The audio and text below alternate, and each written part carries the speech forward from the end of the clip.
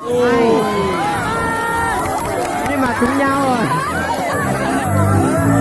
Tao nghĩa tao mà. Đấy là chút lá ta cho bạn một tiền để nó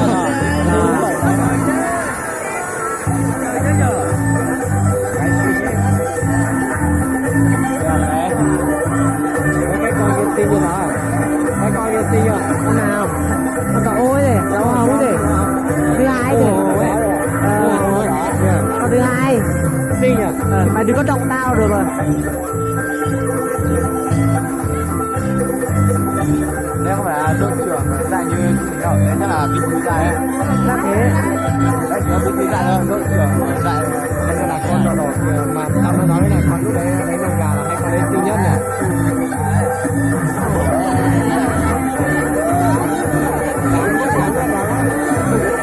quá Nhiệt tình quá. Tình quá, làm cái tay trỏ của tôi bí đấy rồi. ta đeo cho đi rồi. Ơ ra cúi. Cái kèm nhỏ quá nhỉ, cười cái kèm đẹp.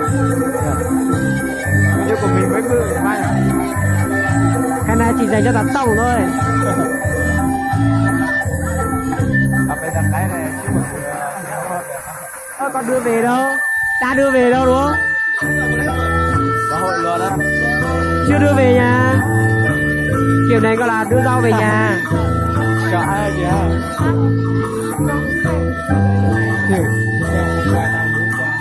Thế chắc không phải theo chiều thì mình đâu. Quay người đó, gọi là quay ra đó. Theo chỉ ghép vào thôi.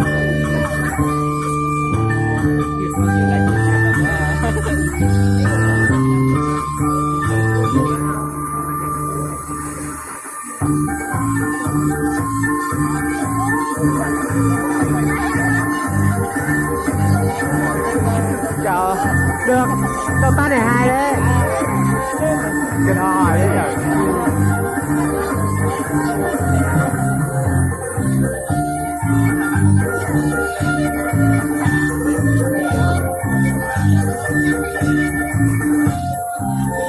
Nhớ chín mẹ.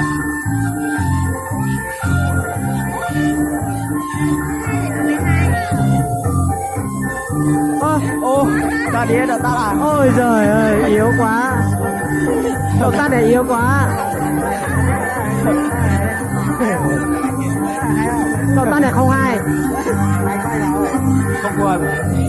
Không với độ nhạc này. Đấy, phải nhảy như này thì buồn này.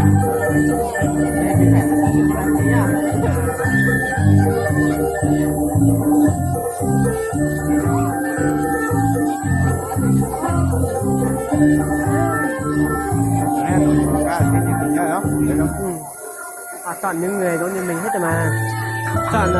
Mình chỉ chọn những người mà xuất sắc để đi đầu, chứ ai chọn những người yếu đi đâu. Không ai. Chọn bắt lúc đấy ít nhất phải như này thì được này. Đấy, một chiếc đều. Không đều. Không biết sửa. Thứ ba không biết sửa. Đấy, lá cái cả tủ món thế lá cái chưa lo. Chị ta dẻo nó có tiết chị dẻo. Rất là toàn cái mới. Đấy, có tiết dẻo phải món nó néo dẻo. Đây mà Nó lo này, đó. đi chân kiểu này mới dẻo. Đi giống như này không dẻo. Ôi, thật đã ha.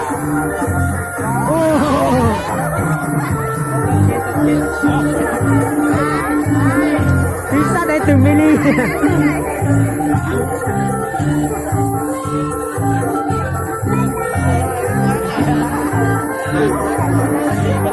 Nhiệt tình quá. Vai. Thế là các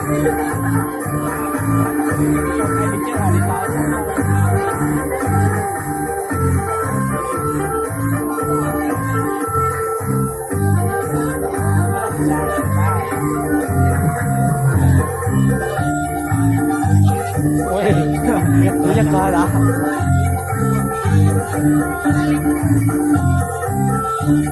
What? Wow.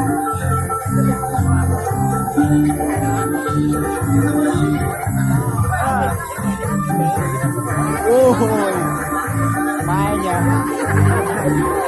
nhiệt tình đấy, là cái bé này nhiệt tình nhỉ.